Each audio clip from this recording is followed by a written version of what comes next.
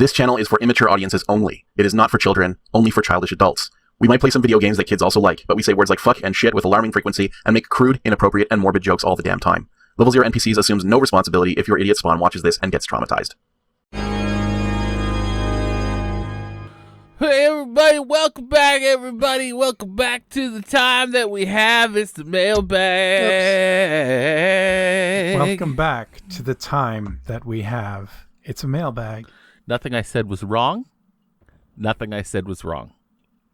Everything I said was right. Was incorrect. This is the time we had, and I am welcoming people back to it, and I think it's good.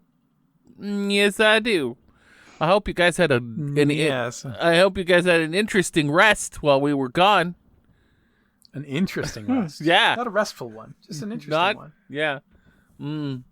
Hey, I know Welcome back, everybody. I know what'll make everyone feel better. You know, because everyone's starting this. Everyone's starting this feeling unwell. Feeling unwell. I think we need a speakeasy password, don't we? Oh, it's a speakeasy password. Speakeasy. Speakeasy password. Welcome back. Sounds like it's time for a speakeasy password. Yeah, it's a speakeasy password. Welcome back, everybody. We're doing a mailbag episode for the next, I don't know, little bit of time, probably close to an hour. Undetermined amount of time in the range of an hour. Yes, indeed. I hope you're ready. Okay, here we go. Here we go again. What's my weakness? Speakeasy password. Goddamn right. All right, everybody. This week's speakeasy password is: remember, kites rise against the wind, not with it. Remember, kites rise against the wind, not with it. I feel like that fundamentally misunderstands the aerodynamics of kites, but... Yeah. It's not the worst one. It's not the worst password. I think. Either in terms of accuracy, quality of advice, or quality of a password. We've had worse of all three. But that is, I agree, I don't quite think that's how kites work. I think kites exactly rise with the wind. Yeah. I think that's exactly what they do. So the wind is filling the kite, and you are holding the string. Yeah. And it is the combination of those forces that allows the kite to move up. Yeah. To have lift. When you are sailing, there is the water and the wind engaging in complicated fluid dynamics and pinching your vessel between them like a tiddlywink. Yes. And the kite is kind of doing that. So like the idea is you are holding the kite against the wind, and then that friction is what lets the kite move up. Well, here's the thing about that. If the password was, remember, kites stay in the air against the wind, not with it, I'd be fine with that. Unfortunately, it says, remember, kites rise against the wind, not with it. No, you're right. It is just wrong. It is just wrong because you are acting against the wind. The kite is blowing in the wind. Yeah. I understand where the writer of this went wrong in that you are holding the kite against the wind, and it is like the wind is a solid force that you are pulling back against. But that is definitely not what's happening. What's confusing me is that second part of the password is not with it is just wrong. It's literally right. That's how kites rise. If you try to make a kite rise against the wind, well, we've all done it. Anyone who's flown a kite against the wind, you know what happens. It just fucking falls on the ground, or it falls in your face, or it just fails. It just fails. When you are holding a kite, when you are holding the string of a kite, there is a force that is acting on your hands that you are pulling against. That force is the wind. Yes. And that's the direction that the kite is trying to go. And when you slacken the string, the kite goes in that direction. Now, the kite won't fly without you providing that force. The kite won't fly away on its own until it gets way the fuck up there. Then it can fly away. But like the initial lift of that is the two opposing forces acting in tandem to give the kite something to ride upwards. But yeah, no, that's fully wrong. That's fully wrong.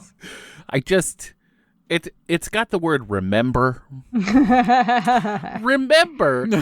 Listen. Kites rise against the wind, not with it. No, thank you, Matt, for pointing out the utter vapidness of that statement. I was giving it entirely too much credit. There is an intent behind the statement about an opposing force not always being a bad thing. Yes. That's kind of what it's driving at, and that's why I initially lent this perfectly asinine bit of writing a bit of leeway. Yeah.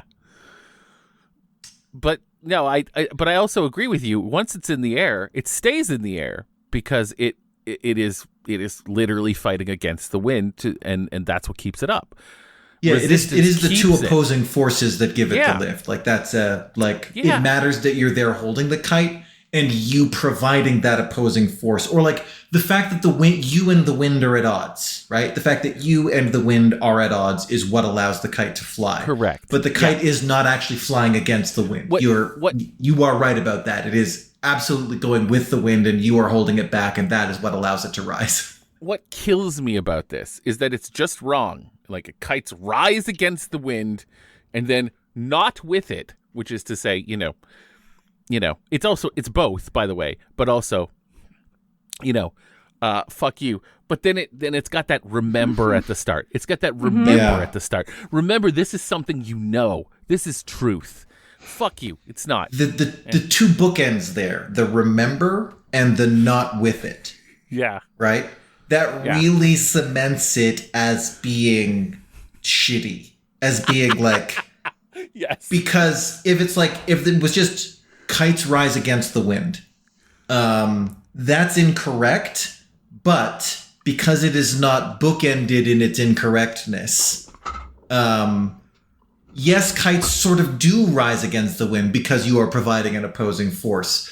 But because they say not with it at the end and remember at the start, they're really cementing that, no, that is just fully wrong. Yeah.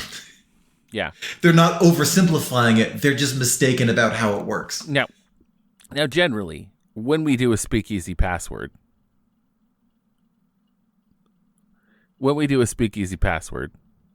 Speakeasy Password. Thank you. When we do one of these, I generally like to let this sit and let you guys go. But I read this and I was so offended, like hours before we did this episode, that I was like, I just couldn't. I couldn't. And it's been a long time since I've been offended by a Speakeasy Password. Even the ones that you guys are like, shooting in the face and burying and you fucking hate. I totally get, by the way.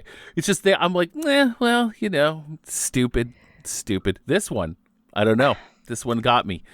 This one is like, fucking, it's just wrong. It's just wrong and it's condescending. I'm trying to figure out a better way to express it. And I guess the simplest way I can put it is kites rise because you hold them against the wind. Mm-hmm. Yeah. Right? A kite rises because you hold it back. A kite rises because you strain it against the wind. But it is fundamentally rising with the wind. Yeah, that's it's not good. That ain't good. Here's my mood with it. Because I think I've mentioned, I don't know, on recording or off or whatever, but I'm just kind of, whenever the weather turns to fall from summer, I kind of get a bit down, I think, and I get really easily annoyed. And I get impatient and I get frustrated. And when I hear something like this, when in my current mood, what I think is, this is, it's awful and it's bad advice. But if there's someone out there that is I don't want to be mean, but if you're dumb enough to think that's good advice, and then you take it and life gets worse for you, I kind of feel good about that. That's not where I was expecting this to go. So yeah, for a second there, just the softness of your tone, I thought you were going to say something sort of conciliatory, but you're actually taking this outrage one step farther. Where Yeah. Well, because here's the thing: it's a person stupid enough to fall for this line deserves any harm that they bring on themselves by leaning on this piece of advice. Speakeasy Password. and that's so mean. And I'm so sorry. Yeah, well. But that's just, I honestly, if I was in a voting mood, I probably wouldn't say that. But I think I was not saying that in condemnation. I just, for clarity, that was the statement. See, I'm right there with you. The big problem with this is that you can't gain anything from this. There's no lesson here. There's no True. Even a stupid person couldn't gain anything from this. But they think They'd be like, maybe they think they have. And have you never been in a situation where you see someone you don't like about to make a mistake and you don't stop them? yes, that's happened. Yeah, That's what this is. yeah. I don't know what a person would do with this at all. Whatever they're doing with it, if they think, oh, they're going to take this in, and however they interpret this in a way that's good for them, that they think is good advice, it can't, right? Yeah. The thing about it is that's not how kites work. But the advice that it's giving you doesn't change. So kites move against the wind, right? There is a sense of pressure, and that pressure is what causes the kite to fly. But the reality of how kites work is that there are opposing forces at work, and those opposing forces provide the tension that allows the kite to lift. Yeah. So if there were advice in this statement, which there sort of isn't, so the idea, hypothetically, the advice would be,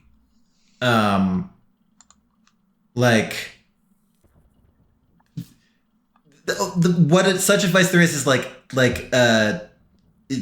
it's just thermodynamics, right? Some external force is required for something to happen. Sure, absolutely true. Okay, this can be conveyed in a much better, already pre-existing, much shorter statement, which is strong winds, strong roots. Yeah. That already exists, so we have that one. Yeah. Or we got that on lockdown. That's got us covered right there. And kites fly highest, where the resistance is strongest. Why are we still talking about this? Right. Because it's so fucking offensive. Because it's a Speakeasy Password. No one is disagreeing here. We all think it's stupid. Can we move on? God. Oh. Wow, you really do want things to be over. yeah. No, I'm detecting we could measure Julia's mood in Scovilles tonight. Maybe I need to start taking vitamin D again or something. It's an interesting place for Julia to be at psychologically. Julia and I argue about many things. It's one of the things I love most about Julia. One of the things we disagree with about most is sort of temporal, the nature of time. I've always been of the perspective that life is long, unendurably so. Yes. And it's interesting for that to be a temporal matter that Julia is experiencing right now. The idea that things are dragging on too long and wanting them to be over. Yes. It's rare for us to both be occupying that mental landscape. This is very true. So for you to live in this mental mindset, I empathize, because I wouldn't wish it on anyone, to be clear. I'm not delighted that you're in that state. I would not wish that state on anyone. I can just relate to that state. Oh boy. But even still, I cannot believe this week is over. How is it Thursday already? My gosh. I think I can keep those two opposing thoughts simultaneously in my head. This. And that is how the kite rises. Oh, God. If we say the word kite one more time, I am disconnecting from this call. I cannot deal with the kite anymore. Don't explain it anymore. I'm begging you. I'm so sorry. I'm so sorry. Speakeasy Password is done. Shoot that one in the head. Next one. All right, guys, we're gonna We do. only have one this week. There's only one. There's only one. Oh, Thank cool. God. Yeah, we've What's next? now we've got. Wow, Jesus Christ! All right, calm down. We're doing a mailbag. All right, here we Yes. go. Okay. Mailbag time.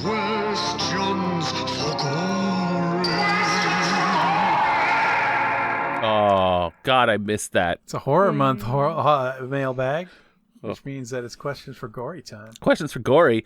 We're gonna start with the questions on the videos. They get priority around here. You know, Sure do. because it happens so rarely anymore. Engagement. Yeah.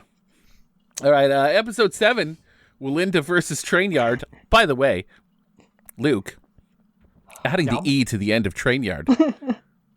Brilliant. Oh.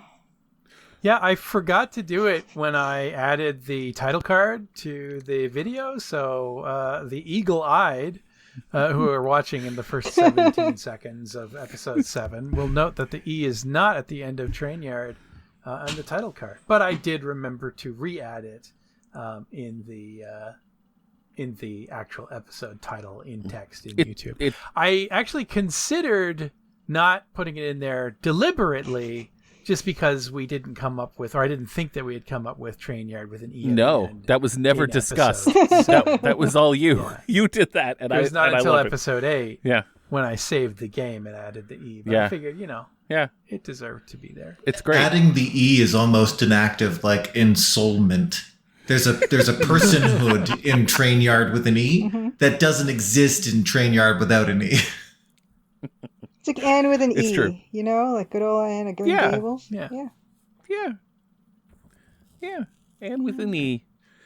Hey guys, Amberling says, or requests question for Gory.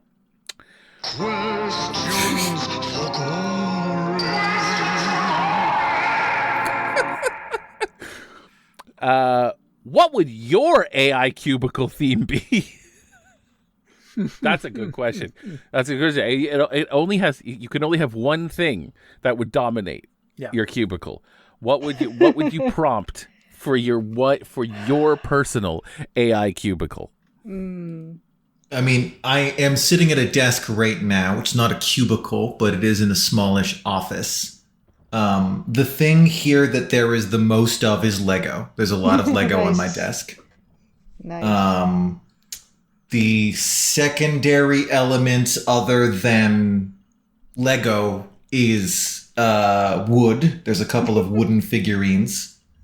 And the tertiary element is bone because there is a bobcat skull. Tertiary element is bone. Well, knowing how the cubicles were developed, and I have no idea how they were developed, but knowing how the cubicles are in Quest for Phantasmagoria, Puzzle of Flesh, then I think your desk would be all like Lego and maybe some Duplo, Yeah. maybe some Mega Blocks. Yeah. Yeah, I think Lego does win out. There's several wooden figurines. A couple of my grandmother's bells are here. There's probably more bell than there is bone. So, like, that might demote the bobcat skull to be quaternary in nature. I imagine that, like, most human desks have, a mix of various things at their desks. Right, we're talking about an inhuman All desk. plants. Yeah. Yeah, we're talking about if you worked at Wyntech, what would your cubicle be like? If I worked at Wyntech, my desk would be made of Lego. It would be all Lego. It would be insane looking. It would be a Lego computer made from Lego. Yeah.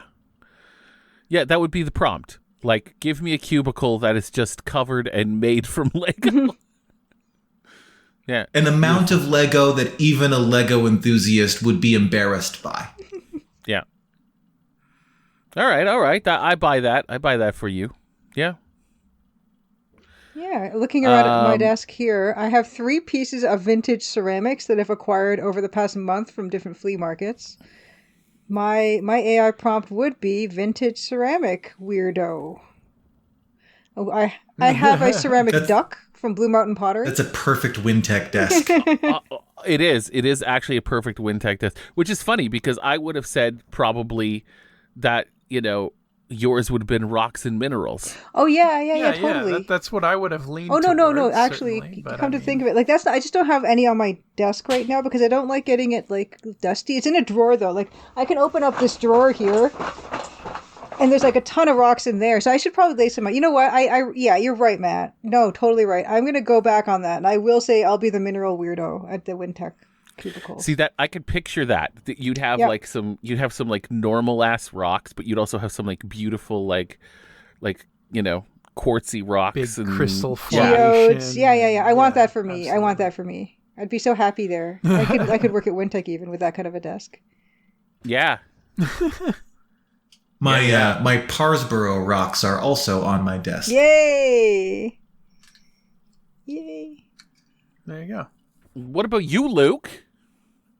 Well, I can think of 3 possible themes. My actual desk here doesn't have a lot of accoutrement, aside from, I work at a video game company, so I have an Xbox controller that is attached to my computer. Otherwise, my glasses case and a mug for coffee and so on. At my office desk, it's the nerdy video game shit that I don't have a lot of space in my apartment to play. So I've got my Guy vs. Threepwood Voodoo doll and a special edition Guts model from the Berserk video game that came out on PS2 way back in the day, and stuff like that. But I think anyone that I work with that I'm on remote calls with would assume that my thing is, and it kind of is, although it's mostly just sort of my bedroom, is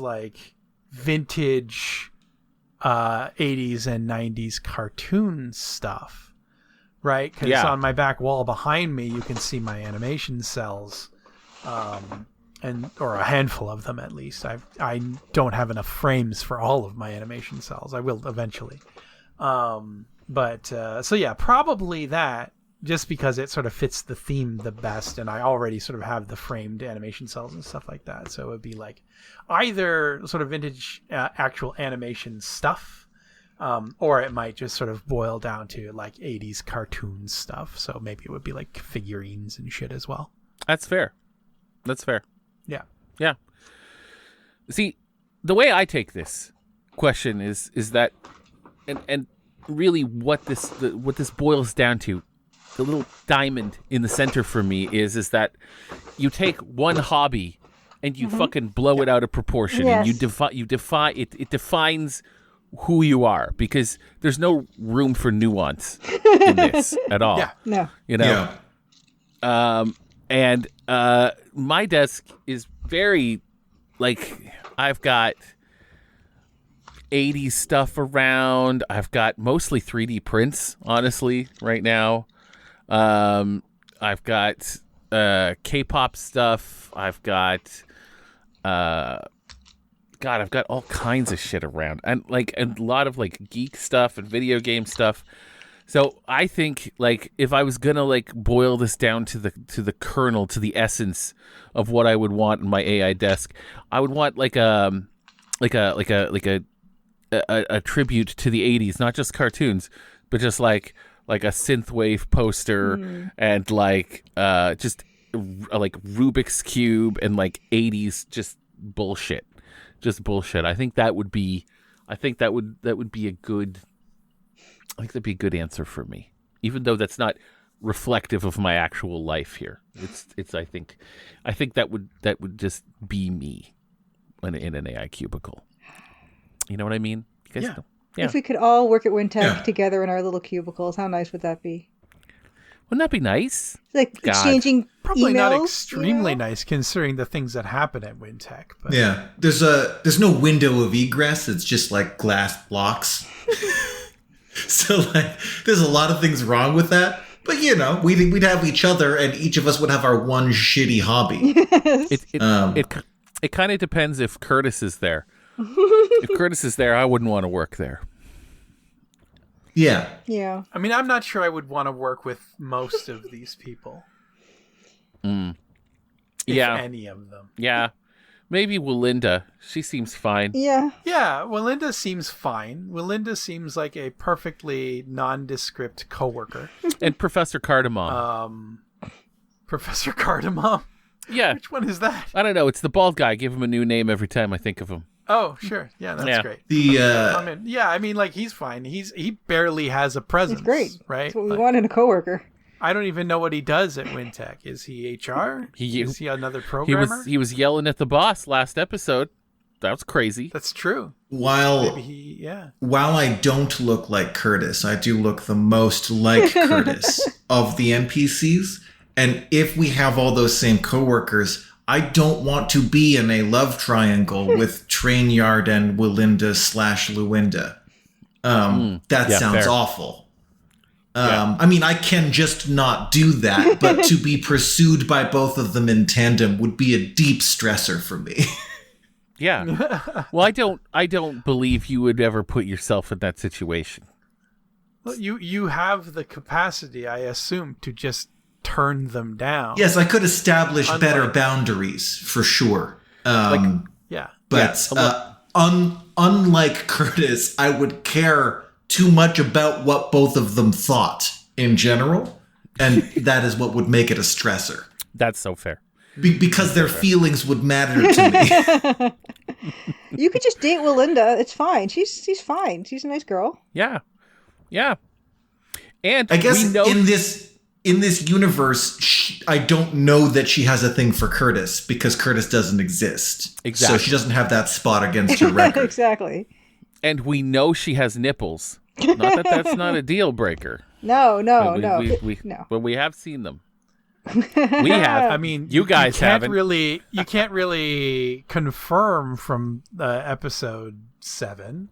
Just trust us. Yeah. We've seen we them. saw them. Yeah. They're nice. They're nice. They're nice. I like them. I think there is something sad about boiling a person's desk down to one hobby. Like, if I had to choose one, it probably would be Lego. Like, I sincerely love Lego, and it says a lot about, like, the work that I do, right? Like, there's a lot of, like, Lego in my personality. I've got, like, the little Lego figurines that that my sibling Nat and I played with as kids. Like, just, like, Lego knights and spacemen and, So, it's a strong choice, but, like, I've got multiple insects on my desk and definitely more pachycephalosauruses than any other person has in one place. That's because you have so many interests, special interests. Like, it would be very difficult to do yours, but any one of them would work. Like a dinosaur one would work, I think, for you too.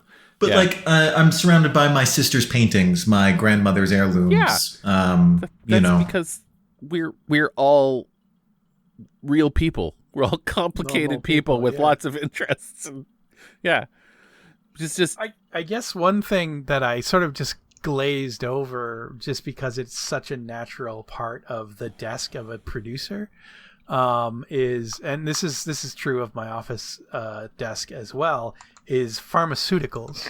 Particularly things like Pepto-Bismol and Tylenol and stuff like that. Like, I have on the top of my my bookshelf next to my desk at the office is just like basically if you ever feel unwell, you don't need to go to the first aid kit in the office to get like the pharmaceuticals you need, because just go to any producer's desk and you're likely to find headache medicine, stomach medicine, all that stuff. Because that's just kind of part of the, it's not necessarily part of the job providing those for other people, but you find yourself needing them from time to time. I also have an emergency hotel size bottle of rum at my desk as well, but that was a gift from another producer in case I ever ran another project where I needed to basically be in the office for like 3 days straight. So medicine cabinet is a truly unhinged prompt for a Wyntech desk, but it would be an interesting like character beat. I still think like vintage 80s cartoon memorabilia is probably Absolutely. the most likely. Yeah. That or like video game memorabilia. I think we have to go on immediate first vibes, first thought shit here, because that's what this boils down to. Yes. Like, you know, like fucking Willinda loves plant. Linda love plant. You know. Anyway, good question, Amberly. Yes. Thank you. Excellent. Absolutely. I actually took out fantastic. Fucking I took out some of my little Wasson Bluff little rocks here. Not the ones that Alex and I got, but the ones I got from the Bancroft Jamboree, and I put them on my desk because of this question. Because I do think I should have some stuff on here that put them back up there. Amazing. Admire them. Yeah, I admire them right now. Amazing. Excellent. All right. We have another question for Gory. Questions for Gory. This one Coming right at you. is going... I think this one might be the hardest one we've ever had. Oh boy. And it's only because of, like, at least for me, it's only because it's only out of ignorance. Okay. Idras asks, imagine William Faulkner is transported through time to write a description on the back of a Sierra game box. How might he describe the Sierra game of your choice? That is a question. That is a fucking question. So, first question that I have in response to this question is, do any of the NPCs, without looking I'm just looking up, now. No, Sorry, I had to closed Google my him. eyes. I don't know who William Faulkner Okay. is. I've heard so the none name. of us are particularly, neither am I, are particularly familiar with William Faulkner's writing. I knew who he was. But I was not particularly familiar with his writing. No. In his list of notable works, I have not heard of even one of them. But I did know that he was a writer ambiguously. Yeah, like I've got a thing of like the top 25 William Faulkner quotes, and they are like speakeasy passwords. Speakeasy Password. But like well composed, generally speaking. yeah. Some of them are pretty long as well. It's the classic blunder here of mistaking a group of nerds for a group of intellectuals. Look, we're smart about certain things, just not necessarily like these things. I think I've only heard of The Sound and the Fury, and that's kind of it. I think, right? Like, I think that's kind of it. And so it sucks. It sucks that I don't know more. Yeah, same. And I feel that this question made me feel bad that I don't. Yeah, me too. Because you didn't know something that you should have known in Well, order to be thought of as intelligent. That's I consider myself to be, I like things. I like intellectual pursuits, but not having read even one William Faulkner book makes me feel bad. Maybe So is this like? I don't know if I don't know. Is this now a homework assignment? Do the NPCs all need to read a Faulkner book and then come back for the next I'll do mailbag it. and respond to this? I'll do it. Shit. He is described in this Wikipedia article as being a person who wrote some books that are probably worth reading. Yeah. Yeah. So are we all going to go choose any given Faulkner We should read the book, same read one. it, try to understand what Faulkner's thing is about? Or are we going to book club this? Sure, why not? Shit. Let's I mean, do I'm- it. Do we want to read The Sound of Sure. the Fury? It sounds like that's sort of That was his debut. the known one. How big That is was his it? bit- Wait that a was- second. It's a good question, actually. I have a lot of Audible credits. I'm sure That's that I not can that find big. an audiobook version of that to listen to on the treadmill. 326. I suppose I want to start with whatever his best one is, rather than whatever his first one was. Uh-oh. All right. Well, now I just went with that because it's a name I recognize. It says here, the genre, modernist novel, stream of consciousness, Southern Gothic. I said, because I saw it say stream of consciousness. That might be hard. Well, I mean, look. Here's the thing. trying it and realizing you hate it, that's part of it, right? Yeah, like that's true. like I am sad because I don't know enough about his writing to know if I hate it. You know? Yeah, you're right. And that's something I want to know. It's on Project Gutenberg. Oh, perfect. We can read it for free. I am moving on to new types of work at work that will make it easier to get through audiobooks because I won't be writing code all the time. Perfect. All right, guys. So, Idris, look what you've done.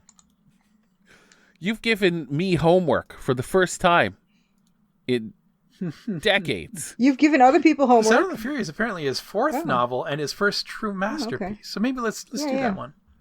All right. I feel like that's one Was that you need also to read. Faulkner's favorite out of all of his published work. So it's also Okay, his yeah, favorite. that matters to me. What did he like the best? Perfect. It says, this haunting and devastating account marks the beginning of the Compson saga, in which we witness the aristocratic family's demise.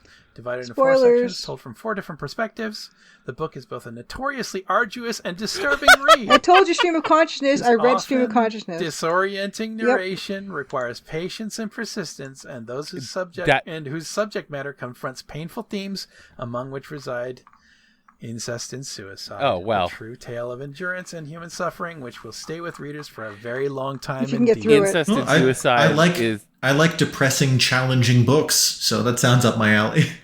Also, like, if you grew up... want to read this and do a double feature with The Road or something? God. If you grew up in Canada, then, like, this is nothing. All Canadian literature is about incest into a suicide. Like, all of it. Every single one.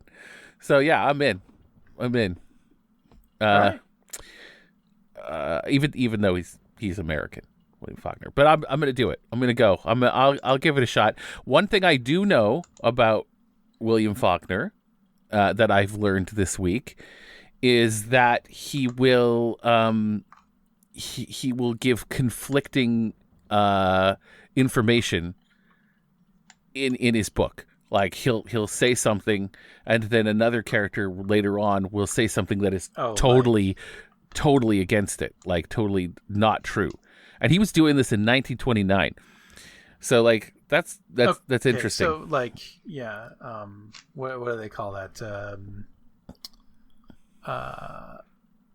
Unreliable narrator. Yes, Basically, these books are told by several unreliable narrators. You got kind of a Rashomon thing going. Yeah, which is why it's described here as a disorienting narration, which requires patience and persistence. We might hate this. Yeah. You know, we might get into this and be like, no, I just. But maybe I just successfully added The Sound and the Fury to my Audible account with one of my credits. Beautiful. 9 hours and 14-minute listen. I mean, like there are like writers who are reckoned to be among the greats or the classics, but like there's also a sense in academic circles where like, yeah, they're gonna like get you to read a bunch of books by old dead white men. Like it is that does happen. So like some of them were great writers, some of them are just old dead white men. So we'll see which it is. I'm delighted that the first book in the list of you may also enjoy is The Stand by Stephen King. Wow. Okay, I did like that book. That's true. Okay, so by next mailbag, we'll have this read. Deal? Yep. And then we will answer this question for Gory. Yeah, we can answer it in good faith.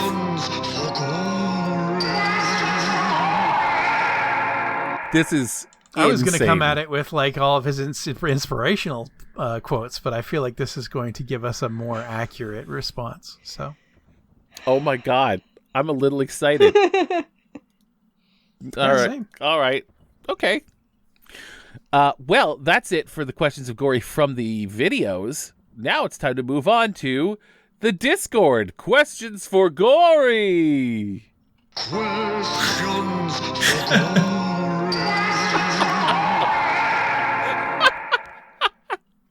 Yeah. Before we do move on, though, I do want to thank both Belong, who is now watching all of Phantasmagoria Puzzle of Flesh in order. On episode 2 commented, based on likely a conversation that we had that I do not remember. Just 3 hours out of safe temperature can cause food poisoning. Raw onions are the highest cause of food poisoning. So we were talking about food poisoning in episode 2. Don't remember what we were saying. And also on episode 8, although it is not a question for Gory, I would love to read Elizabeth Rose Morris's message wherein they say, so fun fact from the main actor's YouTube channel, Conversations with Curtis, about the decision to have those dancing guys in that scene. The dancing guys were just random guys who were actually hanging out breakdancing in the alley where they were setting up to shoot. And the director or someone was like, we should just use these guys in the scene. So they were told to just do something across the alley, and that's what they did. Lol. Thank you for the comment, Elizabeth. That's putting a slightly more soul to that traumatic experience. I'm glad it was done on purpose. It's the scariest thing that happened in this game was a strong contribution. Mm-hmm. Yep. Agreed. Of everything that happened in this game, that made me feel most divorced from reality. Yes. It was great. As soon as those guys went across the screen like that, it was all bets are off. Anything could happen next. Anything can happen in this club. All covenants are broken. All promises are, null and void. Well, we also got evidence that there is a high likelihood that the ghost of Carnavash exists in this world as well. So, and demons and Adrian. Oh, Who hopefully we get to see. I don't think so. This, I think that's all we get. Is that little? I mean, Gnome Lady is right here. Not on my screen. I know. Not on Julia's screen. Julia deliberately moved her the window video so that she can't see Gnome Lady peeking out from under the table. Stressing me out. We need the red Comment hat. below if that also, if you also needed to stop watching the video for this episode because of that. Yeah. All right, guys. We're going back all the way to the middle of September. To get to do so. It's been a while since we've had a mailbag, eh? It's true. It's been a while since even if it wasn't intended to be. Yeah. And it's time for another Questions for Gory. So this one, I don't know if that's specifically what you were asking for. well, Matt, but that's what you're gonna get. no, it's been a long time since we've had a mailbag episode.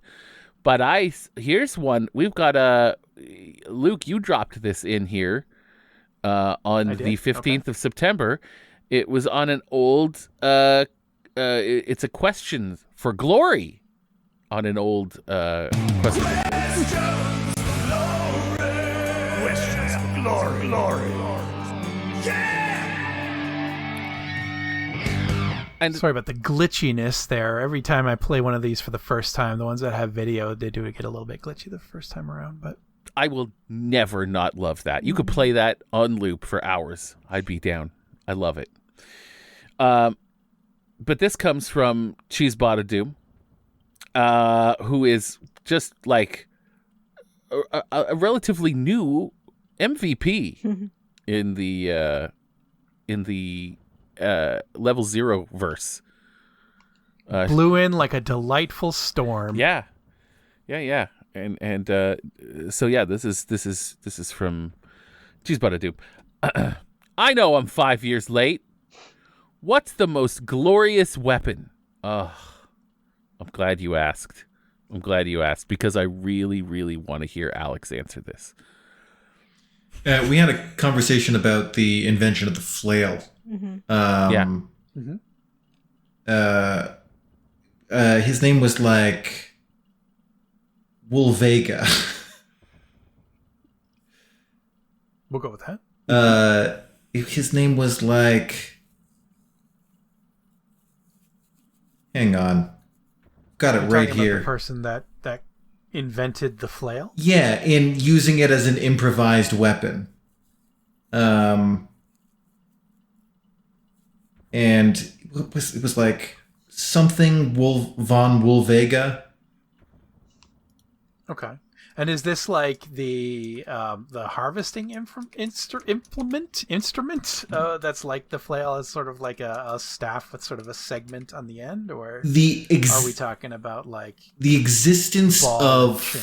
the flail as a weapon, as in anything other than a kind of decorative sense, is kind of debatable. Like, anyone using the spiky ball on a chain in earnest in a real fight, its existence as a historical thing is dubious at best, like whether or not it was ever used. But there is apparently a record of a guy so excited to kill people on a crusade that he jumped off the front of a boat with like a peasant weapon, like a farmer's flail, and just started in the painting, tearing people the fuck apart with it.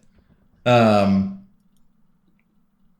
I cannot quite remember the guy's name. I would submit it as one of the most glorious weapons, just because it's like not a good weapon, and it's debatable whether anyone used it.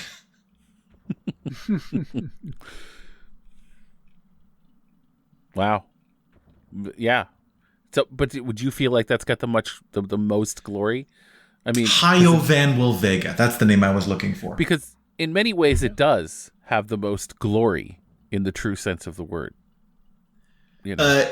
It makes you a danger to everyone, including yourself. Right? Okay, it's the least efficient way to do it. Like a sword or like a polearm, like a halberd or something, is a great way to just kill someone, right? Like, it's not a great way to fight someone, because the idea is not to fight someone, it's just to kill them, right? So a longbow is not the most glorious weapon. It's a great way to kill something from far away without getting in there, right? A spear's not a glorious weapon. That's a great way to kill someone or kill a horse that's trying to kill you or something like that. So a glorious weapon is one where you get in there and do some damage. You know, a sword is pretty good for that. But again, it's a practical weapon.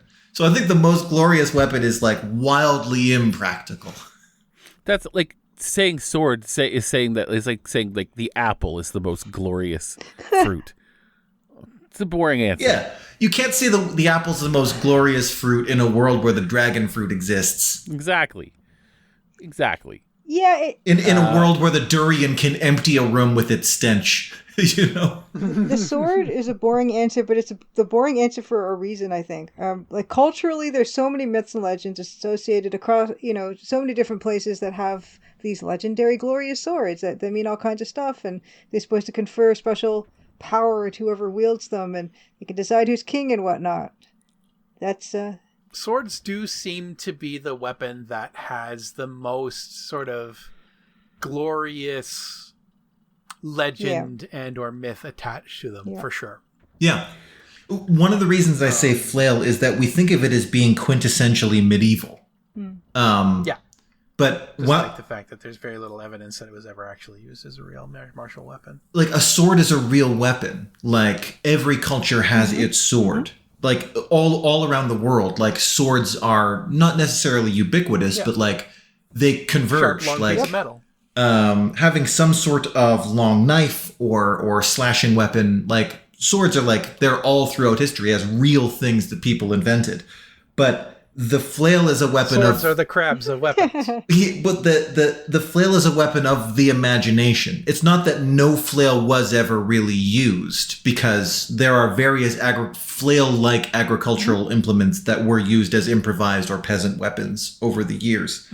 But that ball and chain flail you can find them. You can find old ones that really exist, but their actual use as practical weaponry is dubious. They are something that is kind of an imagined, they are almost mythological in their use. Well, nunchucks are flails as well. That was one of those. Nunchucks are flails, and people really do use, really have used nunchucks. They are an actual... for agriculture and things. There are a number of soft weapons in martial arts, like the rope dart and the meteor hammer, which are not like extensively used in practical combat, but they are still historical weapons that there is some record of. I guess we can combine these two in that there is a flail sword known as the Urumi, which you can see videos of people dueling with the Urumi. It's from the Indian subcontinent, and it is a real weapon. Real ones are made. Real modern martial arts are practiced using it. It is both a flail and a sword. It's one of the most recklessly dangerous. It's a long, flexible, razor-sharp ribbon of steel that is, 15 to 20 feet long, and sometimes there are like 7 or 8 of them attached to one hilt, and you just swing it at people to cut them to pieces. Wow. So this is a whip sword, like Ivy's weapon from Soul That's amazing. Calibur. Yeah. We can actually combine sword and flail into one glorious real-world object that, What? Yeah. Okay. Well, that that is very true. And would you also agree that as soon as firearms were invented, weapons no longer became glorious? Yeah. Yeah. I'd agree all with that. glory. I mean, I don't think the invention and implementation of firearms and weaponry immediately removed glory from weapons, but as other weapons were phased out or became the non dominant type of weapon, that yes, weapon glory certainly fell off a cliff. A cannon is spectacular. It is not glorious, right? Exactly. Cannons killed castles. Right? We stopped building castles because cannons. And that sucks. I don't know anyone who's excited about that. We stopped killing each other with swords because we invented guns. The world is a worse place. It's just worse. In every way that a world can be worse, it is worse because of guns. Guns are not a gun can be spectacular, you know? Watching it a high caliber guns are anti-glorious though. With the exception of maybe the gun katas in Equilibrium, guns have very rarely been glorious. John Wick. Or a John Wick movie where he practically uses them as a melee weapon. But I think that is spectacle rather than glory. Watching a high caliber bullet absolutely liquefy a ballistics gel dummy. Yeah, that's fun to watch, but it's not glorious. It's just spectacular. No, and no modern weapon is glorious. I like the atomic they're bomb. Just efficient at killing. Yeah, very good at what it is, what it does. Absolutely terrible. No glory, even a little. Mm-hmm. It's almost anti-glorious. Every single weapon, like you were just saying. So yeah, I agree with that. Okay, here's my next question that is sort of related to this. What is the most glorious fictional weapon? Well, before we move into fictional weapons, I actually have a non-fictional weapon that I would like to answer. Oh, sorry. Sorry. Yeah, go ahead, man. So, and it might stretch the definition of weapon a little bit, but my answer is the guillotine.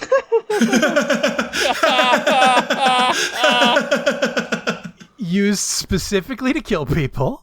That's true. And used specifically to end fascist dynasties. Very true. That's really good, Luke. Very true. Very good. Very true. I love this idea. I love this one. I think it's a grisly answer, but I do find it compelling. Yeah. I mean, the whole the guillotine, I mean, to be fair, it was used in some countries until relatively recently, but whenever it was used, and the time that it was used most frequently was the French Revolution and stuff like that, and it was mostly used to end the aristocracy there. Yeah. To teach the rich truly glorious. To teach the rich the consequences of being glib. Yeah.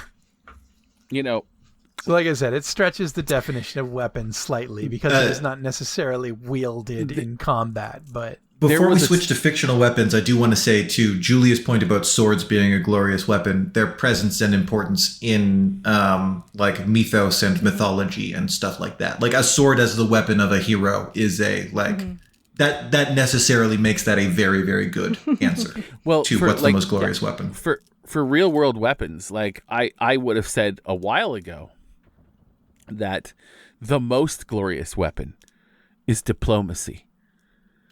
But in 2025, I'm leaning towards guillotine. That is a speakeasy password. The most glorious weapon is diplomacy. Diplomacy! But in 2025, I'm leaning towards guillotine. Yeah, actually. Something about the pen being mightier than the sword, though. Like, I think that is a good point, right? Like a cutting turn of phrase. A well-timed word of kindness, right? Like, there's something to that, I think. Actually, honestly, I think you could debate the idea that diplomacy is not glorious. It is actually. I may also debate that after a fashion, the guillotine is diplomacy. Yeah, I can see that. Yeah, it's at the bottom drawer in your sort of diplomacy toolkit, but it's in there somewhere. Yeah. Glorious fictional weapons, lightsaber. Star Wars is a setting. It's more fantasy than sci-fi. Mm-hmm. Most people sort of kind of clock that, I guess, but everyone's got laser rifles and like a blaster. It's a gun that projects a beam of energy, but particularly a bolt of energy that is slow moving. It's plasma, and the plasma goes through the air at like a velocity that is honestly much slower than a bullet. So like your blaster is much less efficient than a gun. You can dodge a blaster bolt in a way that you can't dodge a normal bullet. So like the blaster is a worse gun in every way. Also, when you shoot someone with the blaster, it might scorch their shoulder slightly, or they might just fully die for no clear reason. So like that's true of movie bullets, but at least the bullet puts a hole in you. It always does that. The bullet always puts a hole in you. And where you put the hole determines whether or not the person dies. But if you shoot a stormtrooper in the chest armor, it won't even necessarily put a hole in the chest armor, but that guy will fully die.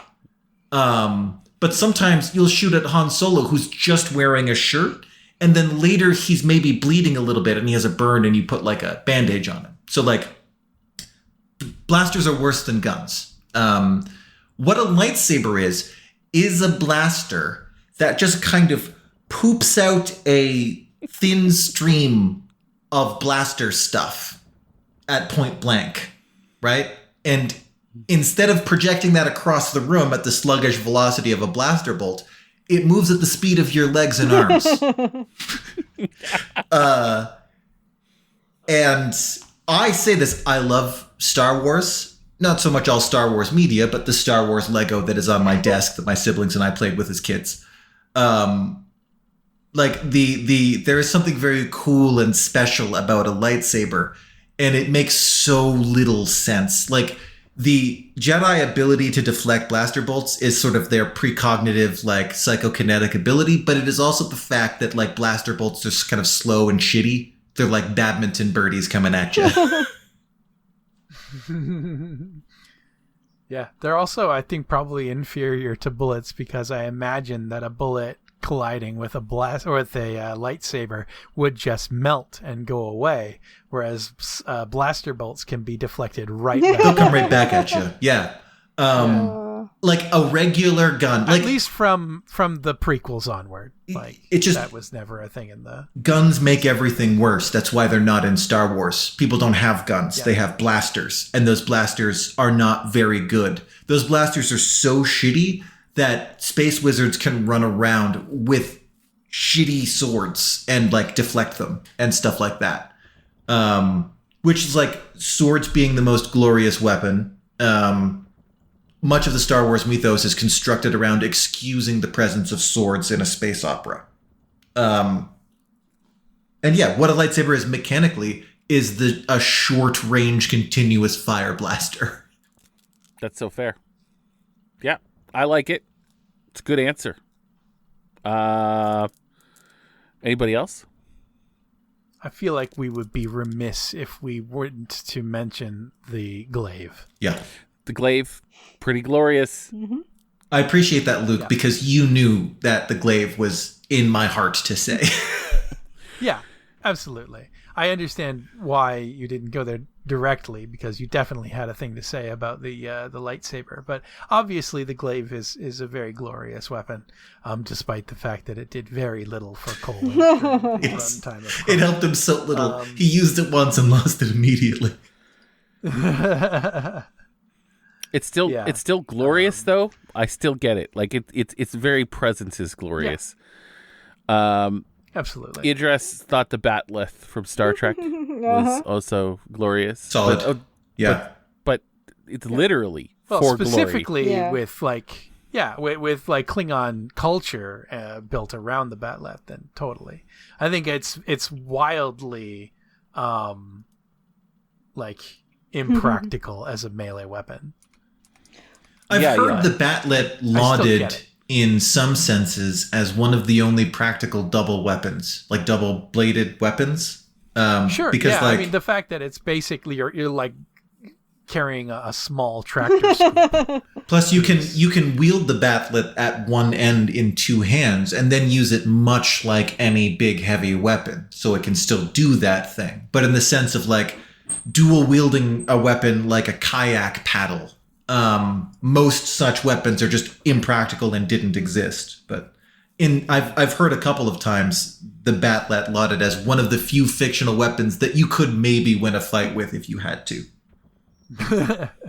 Yeah, absolutely. For fantasy weapon, I would say if we're going to take it back to our Sierra roots, the Paladin's flaming sword in Quest for Glory is incredibly glorious. I feel like you can't even wield it unless you're wielding it gloriously. It doesn't. You wouldn't even have it. That's true. Unless you are glorious. That's true. That's true. Yeah. That's true. It's also like if there's one way to up the glory on a sword, it's to make it flaming. Yeah. Yeah. That's kind of the.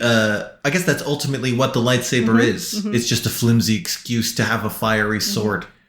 Yeah.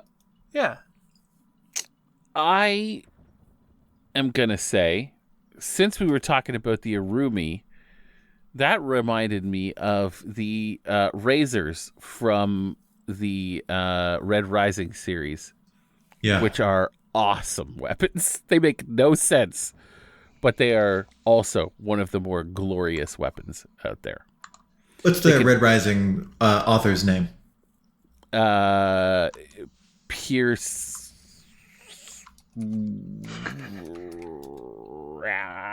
I've done the awful thing where Matt probably could have mentioned it if I hadn't asked. Pierce Brown. Pierce Brown, yeah. He did a very good job of figuring out what the lightsaber of his particular Star Wars was going to be while making it original and cool. Yeah. Yeah. Okay. It's, as a series, it's pretty great. This is the Red Rising books are dying for some sort of screen adaptation. They're like it would look so good. I'm just googling it now because I wasn't familiar, but it looks like a sword that can be flaccid and hard. Correct. That's exactly right. That's exactly what it is. The razor is almost exactly Ivy's weapon from Soul Calibur that Luke referenced earlier. Yeah, and it can you can wrap it around your arm. You can be stiff and like in a shape, or it can be like a whip. And it's a whip sword basically, but it can become a regular sword. And you can fight with it in all kinds of different ways. There's a whole kinds of different styles. It's pretty cool. Nice. It's pretty cool. A sword of negotiable rigidity and shape. Yeah, that's fair. And yeah, it is like an Irumi. It's like yes.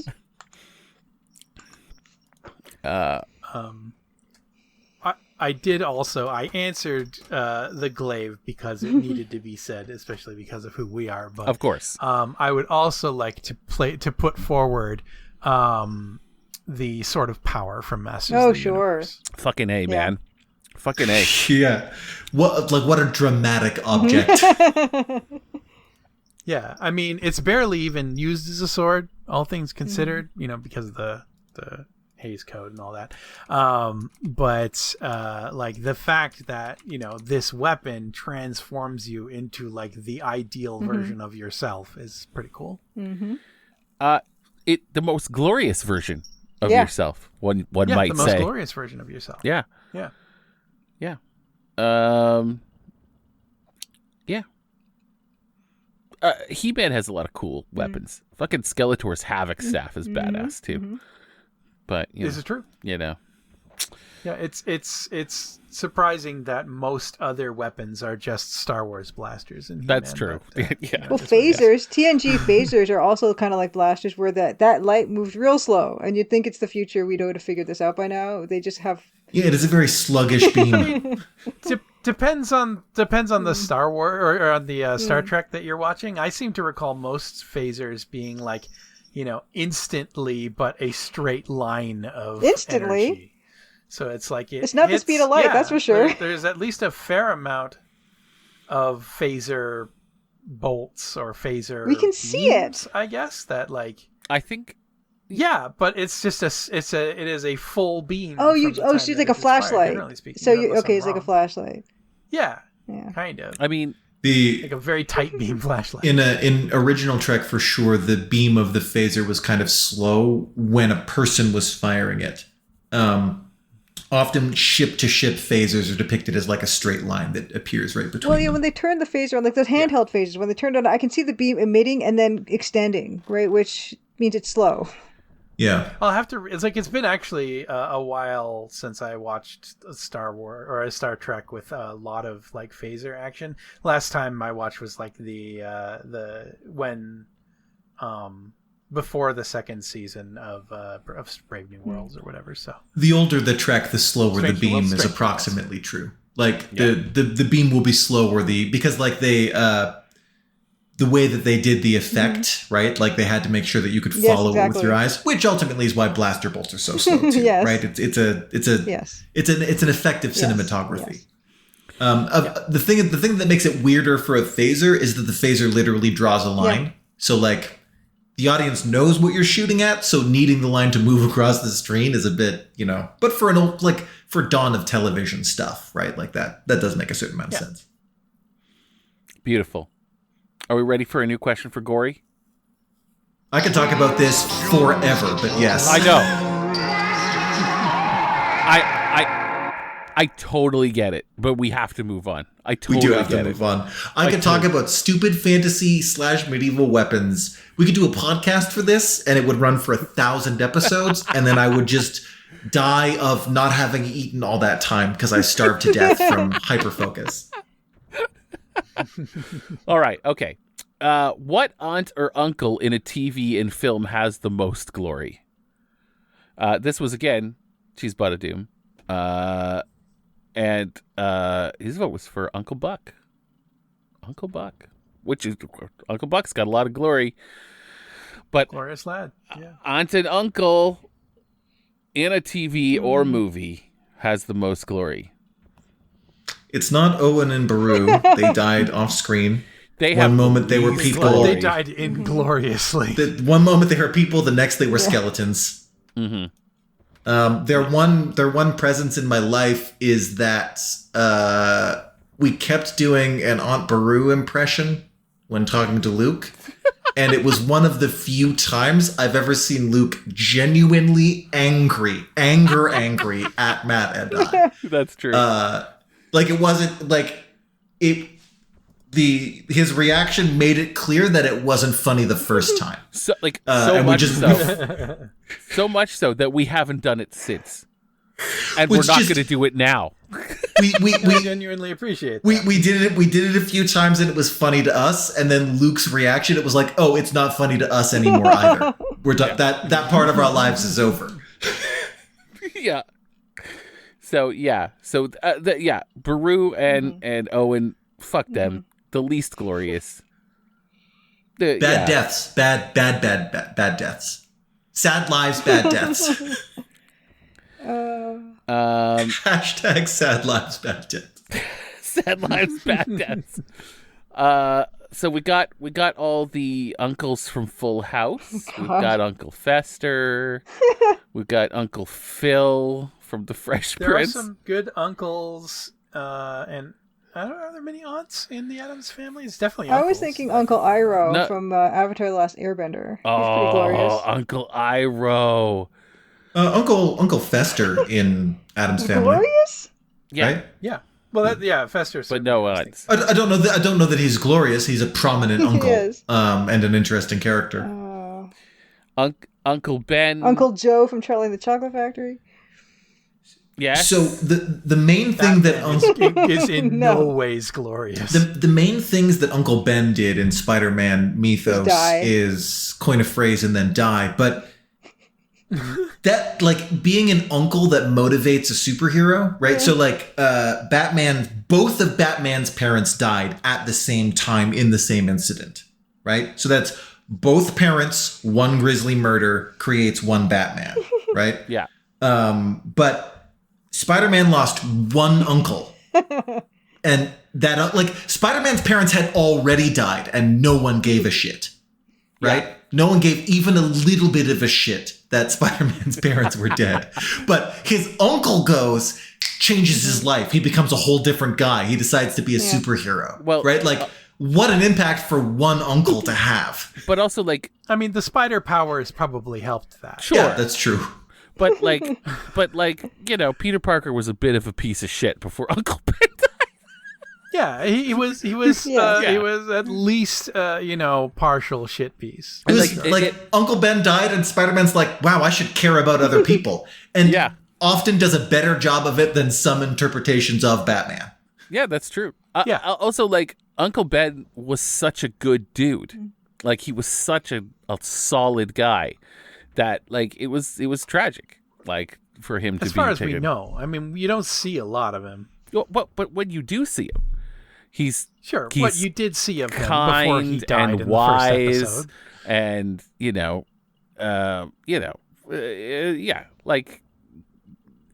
like if he was shitty, Peter wouldn't care. Peter would be like, yeah. Losing Uncle Ben, Peter Parker was like, I should care about other people. Just yeah. So that's glorious, I guess. Yeah. I shouldn't just use my superpowers to dick around. I should devote my life to helping others. So yeah, like, we've got Uncle Ben, big deal. We got the fucking Dursleys from Harry Potter. Fuck them. They're not in any way. Glorious. It's not glorious. Nor is really anything to do with Harry Potter. Yeah, they're the least glorious parts of a transphobe's ramblings. A truly inglorious piece of fiction. Yeah. Yes. The only, well, I mean, like, I guess Sirius Black a little bit. Yeah, if we're like fair. If we're willing to, like, throw a bone to he's Harry Potter, not- which I'm he's- not for the most part. He's an uncle, cool character, Yeah. Yeah. Yeah. And I mean, like, what's his face is also a good actor. He's not a blood uncle, but he's an uncle. He's definitely considered an uncle. I do think in our uncle ranking, though, like, Uncle Ben ran so that Sirius Black could crawl. Yes. You get Auntie Like, M and they knew Uncle each other Henry. for a fucking hour and he died. Yeah, well, yeah. So I think my vote is for Unca Scrooge. Aww. Oh, man. Uncle Scrooge is of the DuckTales. most glorious uncle. Yeah. Yeah, it's true because, like, even The only good billionaire. Donald The only one. Donald is also an uncle. Not nearly as glorious as That's true. Scrooge. But DuckTales Donald pales in comparison. DuckTales Donald in the new DuckTales, where Donald Duck is a part of it, that guy goes through the fucking ringer, man. I haven't seen almost any of the new DuckTales, It's so I great. can't comment on it. But 1990s DuckTales, Yeah. Unca Scrooge is serious business. That's good. That's good. That's hard to top. Like, what about aunts? Good aunts. Yeah, like, because there's He's an Inspector Gadget's an uncle. He's a pretty glorious uncle. Yeah, Uncle it's true. Gadget. Yeah. For sure. Yeah. That's true. Uncle to Penny and Brain in some ways. But, like, you get Aunt Yeah, May. Inspector Gadget's a good shout out. Aunt May in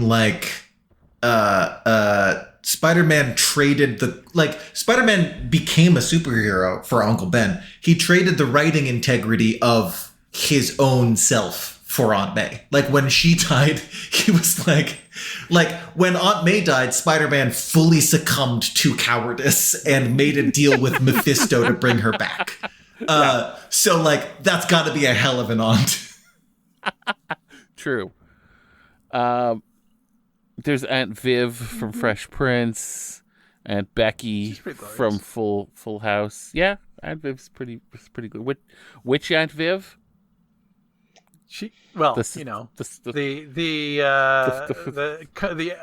The first one or the second conglomeration of Aunt Viv. Oh, I think probably the first Aunt Viv, specifically because she took in Will Smith's character and all of his bullshit. That's fair.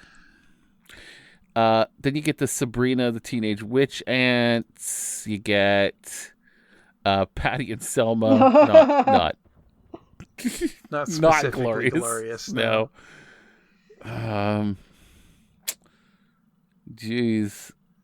As is the way with much fiction, I don't think that women really get a lot of opportunities to shine in, maybe some more modern fiction, but not a whole lot that sort of predates the mid 2000s. Here's one. Let's have it. Do you guys remember Twister? The movie where people chased tornadoes. You remember that I've one? never seen Twister. Vaguely. The 1996 Helen Hunt film about tornado chasers. I never seeked it out to watch it, but I'm familiar with it. You've never seen I it? don't think so. I probably have seen parts of it. Am I but truly I don't think the I've ever seen only it as a one whole. who's watched Twisters? Oh. Well, not Twister. Twisters either. Sorry, Twister. I've never But- seen Twisters. You're right. So I think Twisters, is the Yeah, no. recent sequel. No, to I've done that. Twister. Anyway, there's an aunt in there. Uh-huh. And she makes meals for people. Good. She's great. It's important. I wouldn't say she's glorious. Fuck, man. Yeah. I don't know.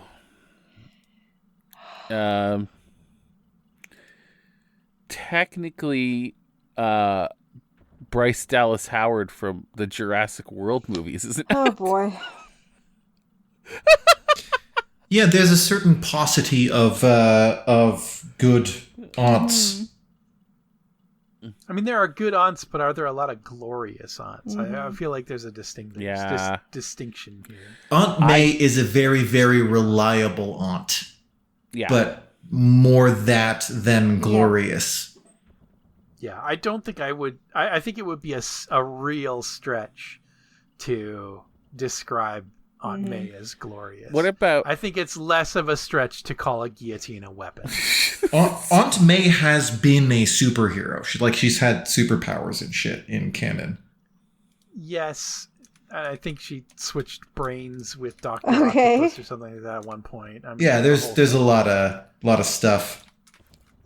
Her superhero Spider-Man identity has was been around for way too long and should have been retired a very long time ago because this is what happens. But her hero identity is the golden oldie. yeah, aunts have a more quiet glory to them, let's consider for a moment Aunt Becky from Full House. What about her? I was hoping. Well, Julia, Yeah, please if you tell me must about her. know- Tell me everything you know about her. Okay. So, Aunt Becky was like the only female voice those girls had in that. Okay. Sure. So she was the only one to give them advice from a female perspective. And what kind of advice did she give them? What did they learn from her? Oh God, name an episode. I'm just saying, in a world, there's an extent to which sort of toxic masculinity extends into fiction. The masculine urge to die heroically in a blaze of glory, but then the practical matter of someone still has to be there to piece Peter Parker back together in his tumultuous adventures and relationships. And we're like, no, that's not glorious. That's just reliable. That's just existing. It's the same thing with Aunt Becky. Okay? Right. I'm just saying, in a world where these 3 girls are being raised by 3 men who maybe aren't the brightest. Right. So Dave Coulier is a stand-up comedian on the show, I guess, and Jesse is an actor, and Bob Saget is something else. What's Becky's job? What was her occupation on that show? Wasn't she a reporter? I could have sworn she was a reporter. Something like that. Yeah. You don't know. That's What? Do you mean? You don't know. Go on, look it up. I'm pretty sure she was a reporter. Rebecca Donaldson. Let's see. She appears in Aunt Paul. Peaky Blinders. Aunt Paul. Oh yeah. Yeah, I trust very you in badass. this. What I haven't seen. I believe she's an extremely hardcore character. I'm googling on Becky, but unfortunately, because Lori Loughlin was indicted it's hard to for a whole scandal about college entrance fixing. Aunt Paul is her niece, which is, I guess, glorious in its own weird way, but. Okay. Aunt Paul is reliable and supportive and will also kill you with a hat pin. She's sort of, you get the best of both. That's glorious. Yeah, absolutely. Okay. Aunt Becky was on a talk show called AM Omaha for 2 years. And then she was co-host. She was a talk show host. And then she was co-hosting with Danny Tanner on Wake Up San Francisco. Okay. Was Danny Tanner a fucking he was a TV personality, yes. Then she moved in because she was dating. He was like a stay-at-home dad or something. She married Uncle Jesse. No, Luke. The whole purpose of the other guys. I have very little memory. No. Of Full House. The whole purpose of the other 2 moving in is because Danny couldn't leave his job. Because there's the money. So that's why he got the other guys to move in and help raise the girls after his wife tragically passed.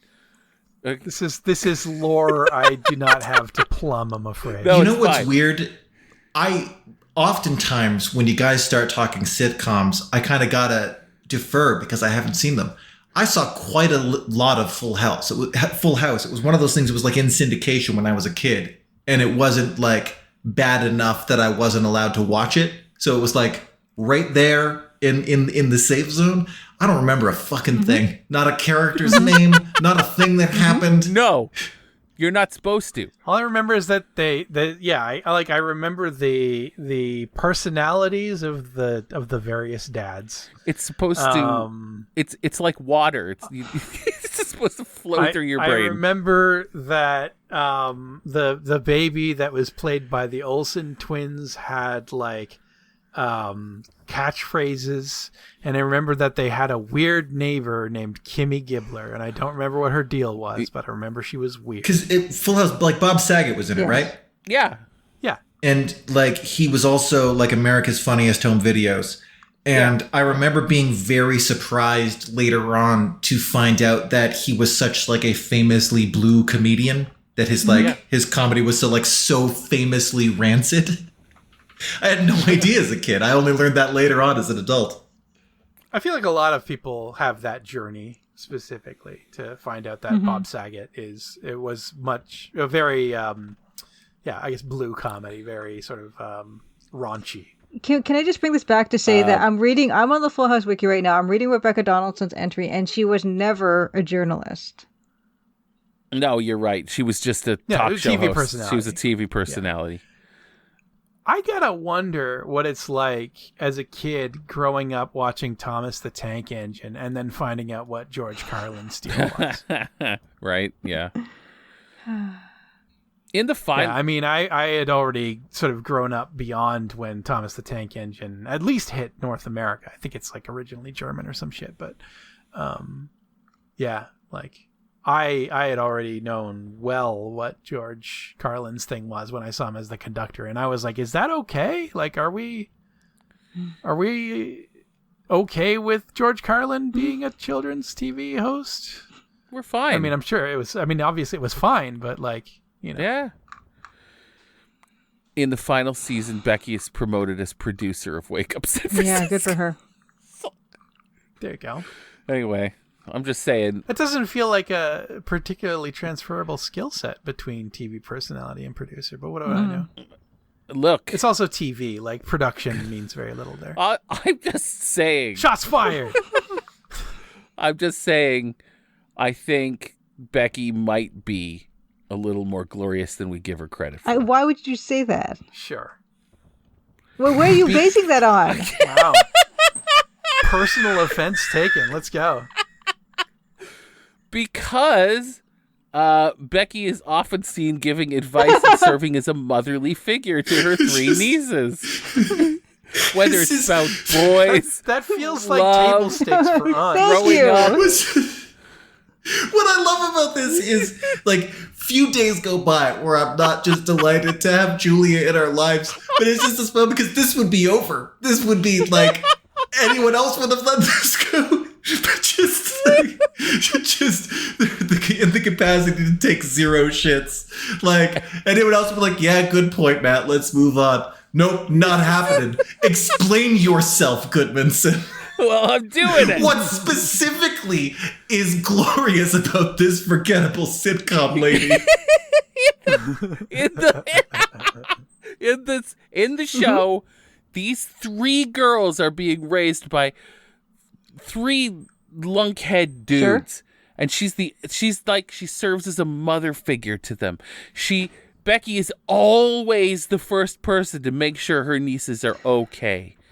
She's not the greatest. Thank you. Though this is table Yeah, that's what I'm stakes or saying. not. You're going to have to give us a listen. definition of glorious that can wrap around this chasm that you've dug for yourself. What I'm telling you is I didn't give a shit if Aunt Becky was on the list at the start. Now, I'm not gonna stop until we're all agree. You've dug the hole. Yeah. You're coming out in China. Maybe interpersonal relationships don't matter, you guys. Maybe that's the case. Maybe you don't give a shit that three girls need a woman in their lives to tell them, to give them the advice on, I don't know, periods I or give a boys. shit. Maybe you I don't. don't Maybe you think don't. it's glorious. Maybe you don't give a shit about that. Here's something, like, just to dig us out of this hole a little bit. What I was saying earlier about sort of like stereotypes in media. Uncle Ben coining a phrase, getting murdered, inspiring a superhero. I'm not saying that's glorious, but it put him on the list, right? What is actually more impressive?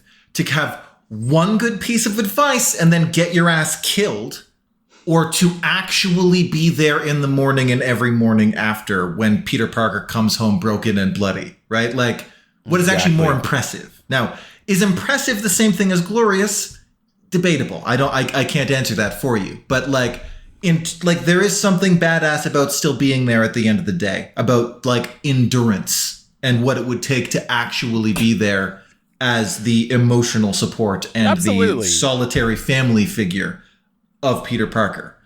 I think that there is an extent to which whatever else Aunt May might have been, the way that we tell stories is that she is there as a framing device for a male superhero. I think that does her dirty in a sense. Like, I think that's a disservice that we do to characters like that. But, you know. Well, Uncle Ben inspired glory. That is, he didn't actually do anything glorious particularly, right? He got shot and he said a thing. Yeah. It's not really glorious technically. It's just because this other guy went on to do something glorious on his behalf.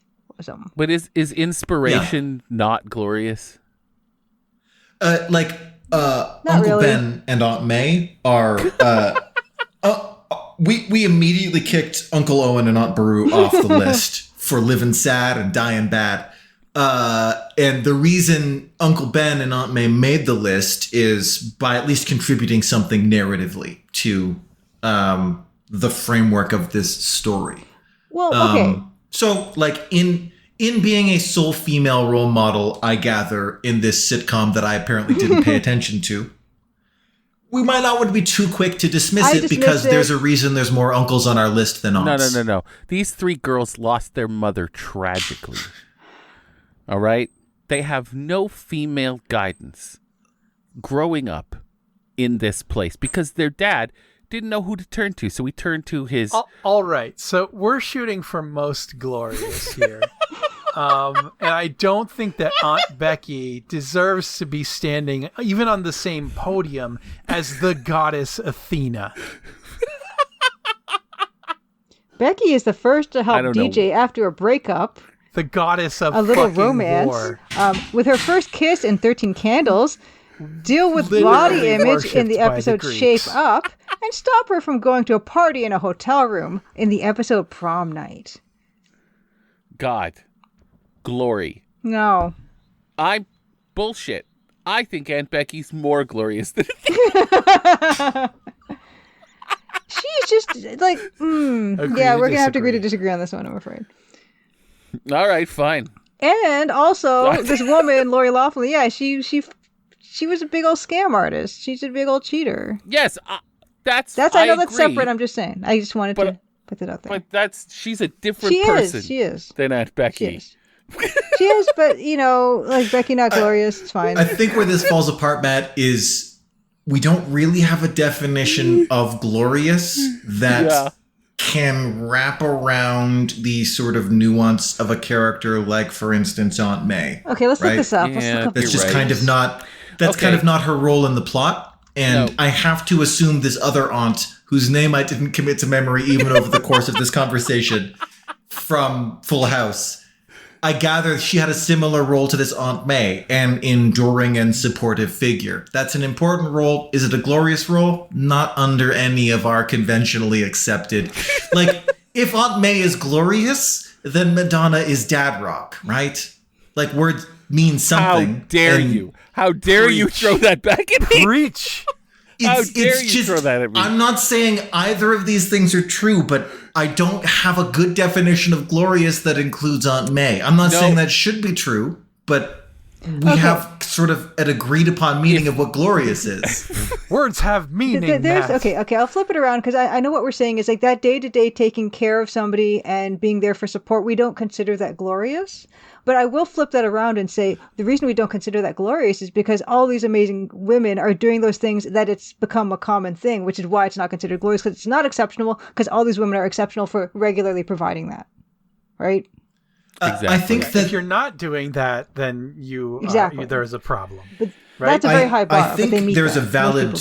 I think there's a valid question to be raised about our society why we don't consider that role of supporting Very endurance. True. Right? I think we should question about ourselves why that doesn't fall into the definition of glorious. But I think by the way that we think of that word, it doesn't. Glorious. It can't be something that you are considered lesser for not doing. Right. I like that. Yeah. I like that. And it's kind of something that's exceptional as well. That's an uncommon, exceptional thing. Exactly. There has to be some exceptionality to it.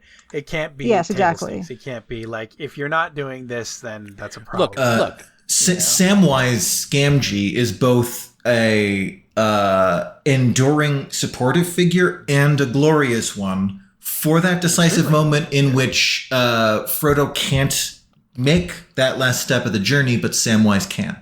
Right? He is both of those things. I would say there's a high likelihood that he is an uncle. So Sam Gamgee is a very glorious uncle. Mm-hmm. I'll roll the dice on Hobbit Society having nephews and nieces for Sam Gamgee.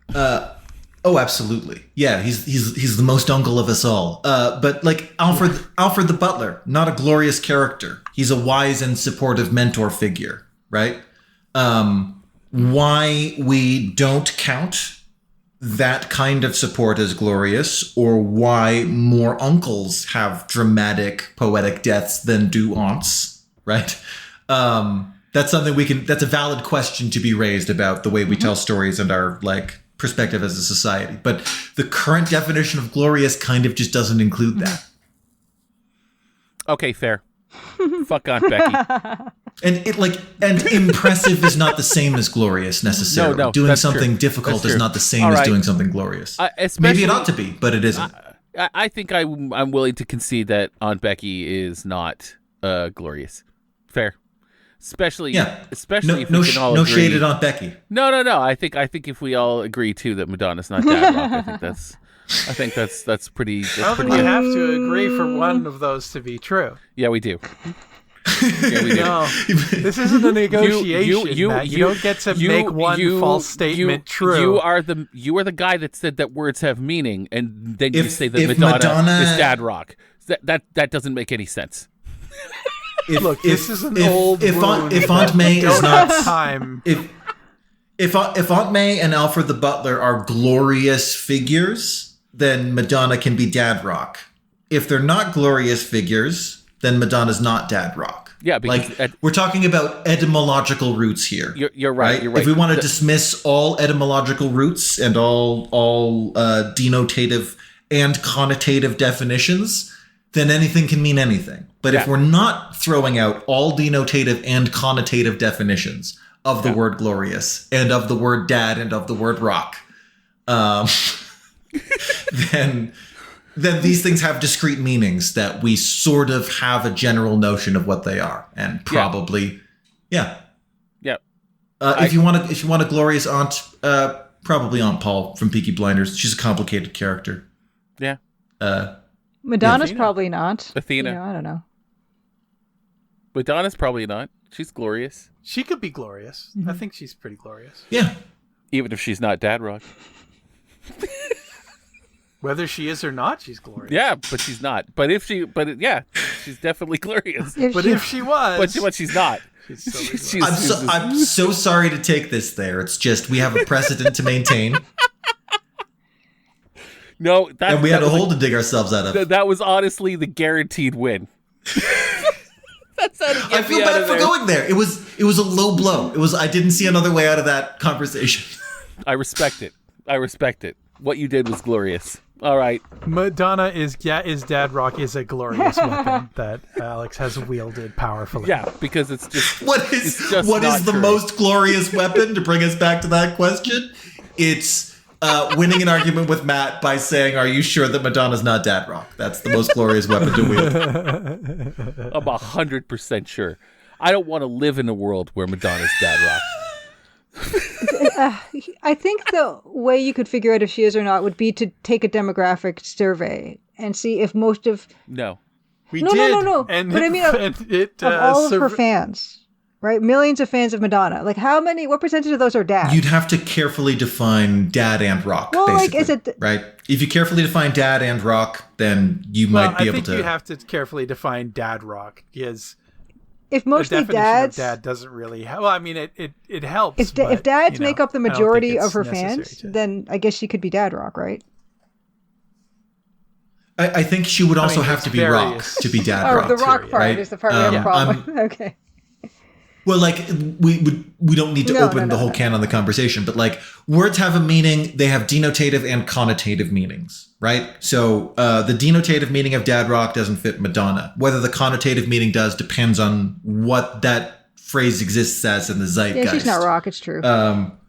We could renegotiate that, even if it would break. No, as a society, not we as a group. Like, there's physically not enough of us here to do that. But like, the world could renegotiate what dad rock means, and that might include Madonna, even if that makes Matt sad. Fundamentally, I don't think that's true. I think I think that is probably false as a statement. I think it cheapens dad rock and Madonna to make that true. I think it's just it's patently false. In the statement Madonna is dad rock, there is an intent there. That statement communicates clear intent such that it is a coherent statement, but it is not a factual statement. Yeah. I think we need to make level 0 NPCs merchandise that are mugs.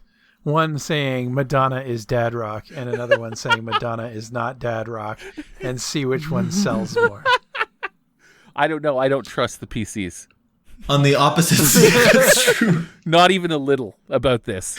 We It's had just- we had a poll about this, and everybody was wrong.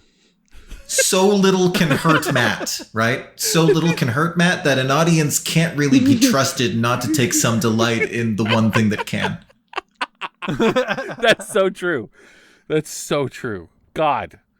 All right, we've got another question for Gory. God, we're pushing through these. We're making through. All right. One more. Questions for Gory. Bring it. Jesus Christ, we have so many. Okay, Choose one. we're gonna have to cut it off here, aren't we?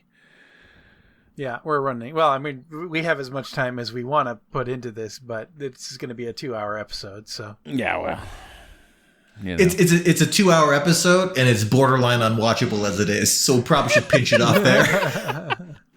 Well, it's another She's Bought a Doom question / a Nat Almiral question. It's kind of both. Goodness. I know. Question for Gory. What is the most glorious...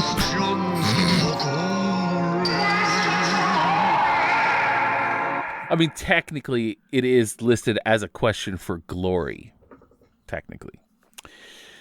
Questions for glory.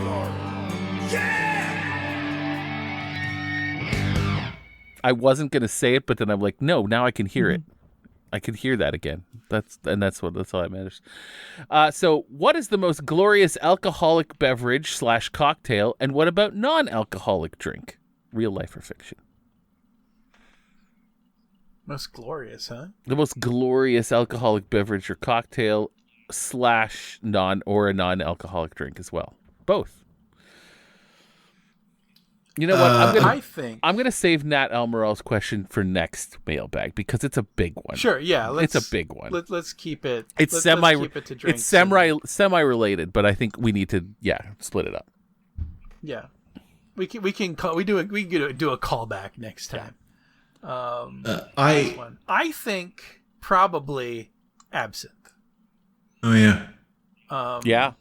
Because it is sort of it was the favorite drink of a lot of very influential artists back in the day, and it also created such a panic in the winemaking industry that they had to create false rumors that absinthe was harmful in order to reduce its sales. I like it. That's a good answer. Yeah. I don't particularly like it that much to drink. It's all right. I prefer a few different drinks, and I do have a couple of bottles of absinthe here that we were drinking while we were playing the Laura Bow games. But yeah, I mean it's an interesting drink. I don't know that I would necessarily have made it my drink of choice. Do you like licorice and getting really fucked up? Well, see, the thing is, I really like anisette, but yeah. Well, anisette is a drink. That is, it is a sort of sweet but very black licorice kind of flavor to it, but it doesn't have there's no wormwood in it. It doesn't have that murkiness of absinthe. I mean, a lot of the murkiness comes from the sugar too. So, I mean, even if you drink absinthe without the sugar, it's pretty murky. It's still it has that bitterness to it, which isn't present in an anisette. I like absinthe. It's a good artistic. It's a good artistic drink. All right, fair enough. Most glorious real world beverage. I mean, No, was that the question that we're actually doing, right? Yeah. It's both. It's alcoholic it's both. beverage. It's there's an alcoholic and a non-alcoholic. This is all part of the same question. We're not even going to deal with Nat Almiral's. That's a drug-related I'd question. probably say for real alcoholic beverage, maybe mead, because mead is very associated with warriors and all kinds of stuff. Valhalla. Ooh, yeah. Literally glory. Yeah. Very. That's a great answer. Honestly, I think that's a better answer than mine, for sure. It's very much like a sword being the most glorious weapon. Mead being the most glorious beverage. Makes a lot of sense. Can't argue with that. I mean, yeah, you go to Valhalla to drink mead, right? Like, and fight battles for the rest of eternity. It's so glorious that but- dying a heroic death, your reward is mead. That's that glorious. I like that. I like that. That is a very good answer. All right. I'm all in on that. I think that's a fantastic answer. That's fairly definitive. As someone who doesn't drink, I was going to list a couple of non-alcoholic ones. For caffeinated beverages, I like a shot in the dark, which is like an Americano, but instead of water, it's coffee. So you just put coffee and you put a shot of espresso in it. Which is fairly glorious in terms of just getting as much caffeine into your system as possible. And as a person who enjoys challenging flavors in my food and beverage, I love a strong ginger beer. Oh yeah, ginger beer's great. And my favorite tea is Lapsang Souchong, which tastes like a campfire. Oh, yeah.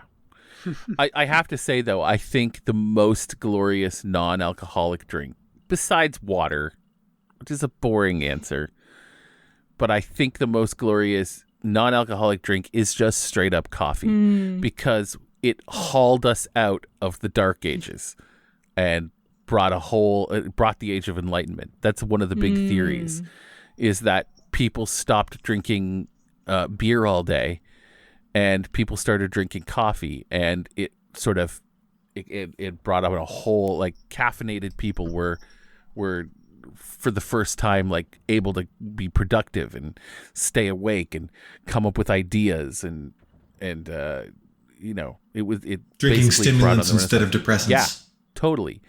Yeah. And I think that's I mean, to be fair, a large amount of the beer that was consumed was because it was unsafe to drink water at the time. absolutely. Yeah. But yeah, no, like totally. I think that's I think it's an excellent answer. Like, and I mean, coffee continues to be some people's obsession to today.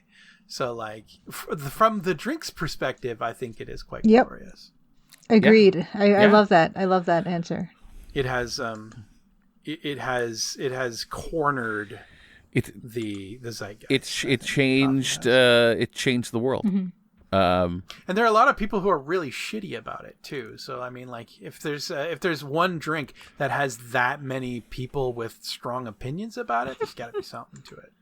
I was trying to think of what the most glorious beverage is in terms of fueling spectacular or inadvisable decisions. And it would have to be Non-alcoholic? Well, it would have to be something like Four Loko, right? Like an alcoholic energy drink. I was thinking that too, yeah. Yeah. Because I was trying to think, what's the most glorious beverage in terms of being like a hardcore thing to put in your body? And I was thinking, like, maybe like an energy drink, and like, what's the alcohol that causes the most bad? So, like, yeah, I think not that bad decisions are inherently glorious, but in terms of people doing like fucked up stuff that they might not otherwise have done, like Four Loko is literally dangerous. Yeah. Yeah. I mean, from that perspective, probably Panera Oh Lemonade God. has a fair amount of glory. No. Just because it Killed people. Like it killed people. Which is a story that someone tells you, and then they're like, wow, how are you still alive? Like, glorious in that sense. Straight up whiskey, still ruining lives. Yeah. No, absolutely. Yeah. Yeah. I love mead and coffee as the answers to this, though. I think this is That's fantastic. I Fantastic. think that's the way to go. No notes. No strong reasons to debate. There you go, everybody. I know we've got more questions. We'll get to them next week, or no, the week after. This was just a week where we spent a long time on like 3 questions. We got actually through quite a bit. I think we got through a few here. Like, I think we got, like, 5, 6. It's pretty good. You can't ask us what the most glorious weapon is and not have us sermonize a bit about it. It's true. And I definitely tried to, like, move things along too. But, like, again, sometimes you can't. Sometimes you got to just do the deep dive. Sometimes you just get stuck in the crawl. Yeah. It must be. Yeah. Yeah. That's why we have mailbag episodes, so we don't do this during a normal play session. Yeah. Thanks, everybody. If we did not get to your question this week, we will get back to it. And don't think we haven't forgot about your Speakeasy passwords, because we have. Forgot about them? Okay. But we're coming. but we're coming back to them. Yeah. So, just everybody, just chill. All right. Just chill. We got. Slow your roll. We got a big happy Canadian Thanksgiving to all our Canadians up here. Oh yeah, I guess this is happening during the Canadian Thanksgiving weekend. So happy Thanksgiving, everybody. Time for another turkey call. I know I'm going to be slamming some turkey down this weekend. I'm going to eat at least one entire pumpkin pie. Yeah. Nice. Yeah. As is tradition for you. I'm going home. 5 of my immediate family members will be there, including me, and at least 6 pies are being made. Yeah. Damn. Yeah. So I got- pessimistically, a pie and a half of pie. Pessimistically. I've got way too much diabetes to eat a full pie. Yeah, Oh. I'm trying to think if I'm going to make an exception on my calorie count limit on Thanksgiving, just so that I can have all of the tremens. But we'll see. I last ate around midnight because I got home from a date, and I pretend to eat like a normal person on a date, and then I come home and I will just cook like 6 eggs and 2 cups of rice and lentils and like a mountain of food, and then I feel normal. But that was the last thing I ate, and I won't eat again until I eat pumpkin pie. Wow. And then my entire digestive system will be just full of pumpkin pie. Yeah, no, I'm doing OMAD right now, and yeah, that's what I'm gonna be doing, man. No pumpkin pie, but I'm gonna eat so much turkey and stuffing. It's gonna be amazing. I can't wait. Yeah, it's turkey stuffing, cranberry sauce for me. Oh yeah. Oh yeah. Can't wait. Oh yeah. Yeah. What you guys? So we all have Thanksgiving plans. Julia, you do anything for Thanksgiving? Not specifically, but turkey and Oh, stuff. we'll do Thanksgiving with my sister's family in a couple weeks, like not this weekend. So I don't know if I'm going to get some Uber Eats with, you can actually order like a 1 or 2 whatever turkey trimmings thing. So I might go for something like that, because I do like a bit of turkey and trimmings, but I don't want to cook a whole turkey. That's so fair. Yeah. Oh yeah, I live alone with my cat, and although I'm sure she would be enthusiastic about consuming turkey, she also has a weak stomach. Are you gonna do an order in? That would have. Yeah. Yeah, I mean, there is a non-zero chance I'm just gonna get like the Tim Hortons like. Oh yeah, they got that turkey dinner stack thing sandwich, on. I saw that ad. Yeah. Do you guys? Although there's a Chachi's near me that does a good. Do you guys have a Firehouse? sandwich thing. Do you have a Firehouse sub out there? We do have Firehouse. No, There's I've never heard of that. Firehouse has a really good Thanksgiving sandwich. Don't go for the Tim Hortons. Okay, Get maybe that that's what one. I'm going for. Get that one. Yeah. That one's way better.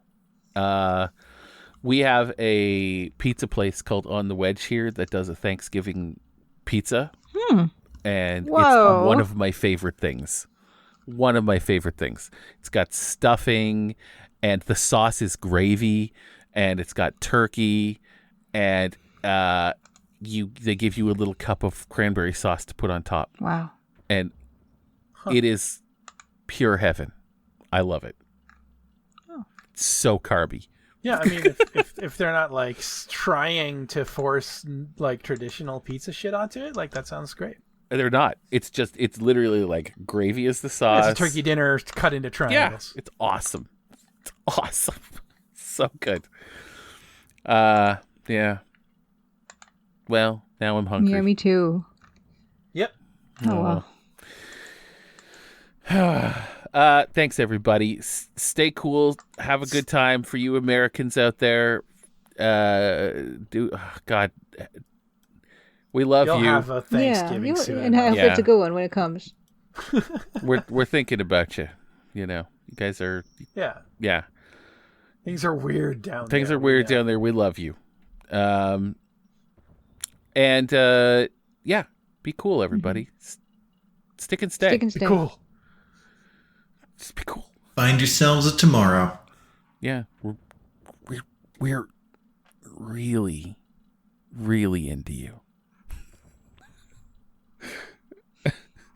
No, you guys aren't going to back me up on that one. I mean, I've never endorsed. Let that one. I've never endorsed the "we're really into you" sign off. No. I try to live my life in like if I get to the end of my days having been too honest, and if that is what is said of me, then so be it. I'm the only one that ever says it. Yeah. It's okay. It's I don't okay know. if that's in your heart. Maybe I appreciate your enthusiasm for our nonsense. That is Okay. the nature of my relationship with the PCs watching at home. Okay, then here's what I'm going to say, guys. I'm really into you. Because I can only really speak for myself here. All right, thanks, everybody. Bye. Bye, everyone. Take a say. Bye, love you, bye.